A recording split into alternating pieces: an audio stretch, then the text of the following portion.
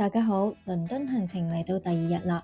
如果大家未睇上一集介紹我哋住嘅酒店同埋倫敦第一餐晚飯，記得去睇返上一條片啦。今日我哋準備帶大家去行市集，由我哋住嘅酒店行去 Greenwich Market 其實好近，大約行15分鐘就到。喺行去 Greenwich Market 嘅途中，我哋無意中發現咗另一個叫 Greenwich Vintage Market 嘅小市集。呢個市集地方唔算大，但賣嘅嘢好有懷舊味道，有古董首飾、家居裝飾、古着、飾物、手袋、鞋，仲有好多手作藝術品，好啱鍾意尋寶嘅朋友。沿路我哋仲經過咗一間好精緻嘅朱古力鋪，成條街都好有特色。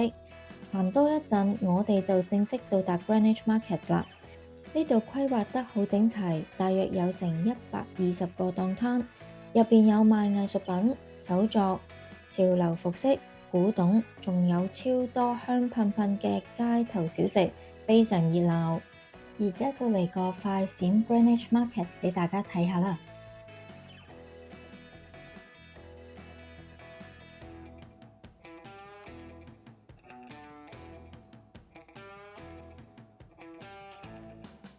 雖然我哋今日最後冇買到嘢，亦都冇喺度食嘢，但呢度氣氛真係好好，絕對係一個值得花大半日慢慢行、慢慢感受嘅好地方。下一集我哋會帶大家去一間叫新世紀嘅中菜館食好嘢。如果鍾意我哋嘅影片，記得 like 留言話我知你最想逛邊個市集，仲有 subscribe 支持我哋。我哋下條片再見，拜拜。